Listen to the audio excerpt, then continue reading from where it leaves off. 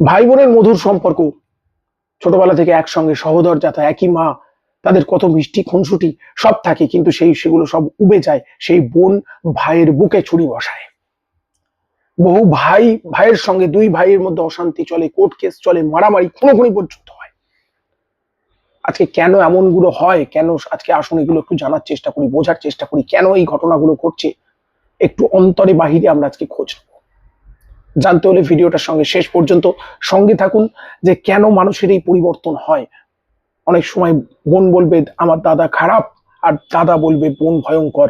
আজকে আসুন কেন এই ভুল বোঝাবুঝি, কেন ঠিক বোঝাবুঝি আসলে চেষ্টা করি। আসলে এর মধ্যে কোনো ডিস্টার্ব নেই। যখন ছোটবেলার মধ্যে ঝগড়া অশান্তি মারামারি থাকে, তারপর কিন্তু সব ঠিক হয়ে যায়। কিন্তু গন্ডগোলটা বাধে কখন?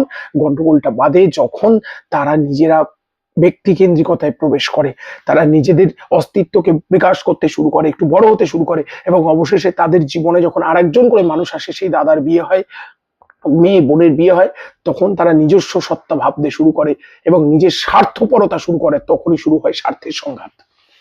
স্বার্থপরতা যেখানে যত বেশি, সেখানে অশান্তি তত বেশি।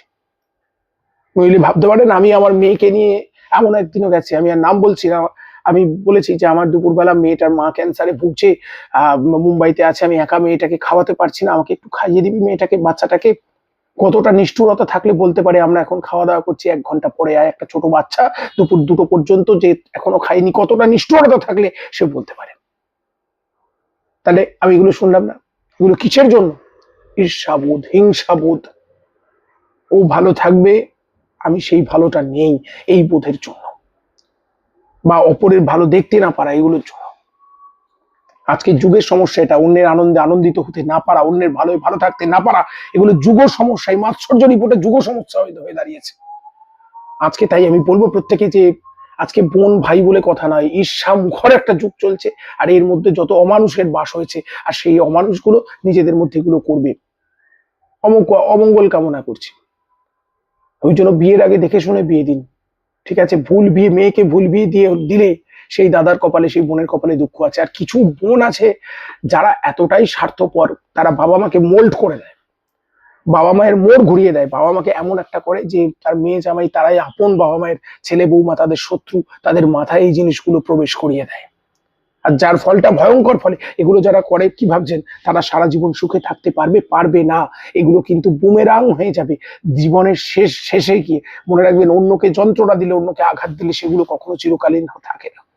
এগুলো কিন্তু পৃথিবীতে সবকিছু নিজের কাছে, সমুদ্রে যেমন যা ফেলবেন ফিরে আসবে, সেরকম আজকে আপনার যতই ক্ষমতা থাকুক ফিরে আসবে। ভাই ভাই লড়াই হয়, সব মূল কারণ ঈর্ষা, হিংসা। কখনো দেখবেন সম্পত্তি নিয়ে, কখনো দেখবেন ছোটখাটো কথা নিয়ে, দম্ভ অহংকার নিয়ে লড়াই চলছে। মূল জায়গাটা এটা। অমানুষতা। অমানুষতা যেখানে বেশি, সেখানে তত। ঠিক আছে? তাহলে ভাই বোনের সম্পর্ক সুন্দর হোক আমি বললেও হবে না, কারণ মানুষ সুন্দর না হলে সম্পর্ক ঠিক হয় না। ঠিক আছে? ইগো আমাদের আত্ম অহংকার। আত্ম অহংকার যত প্রবল, এই যে আমি বলি, আমার জীবনের কথা বলি, আমার স্ত্রী যখন চলে গেলেন, আমার নিজের বোন, তারা কিন্তু দেখতে আসেননি। শেষ দেখাটা, যে যার দেখা হবে না, দুঃখ নেই তাদের কোনো, তাদের হয়তো এটাতে আনন্দ রয়েছে যে তোমায় কষ্ট পাচ্ছ, আমরা বেশ আনন্দে আছি। তা এগুলো আমি তাদের অভিমত, তাদের অভিরুচি, আমার এগুলো।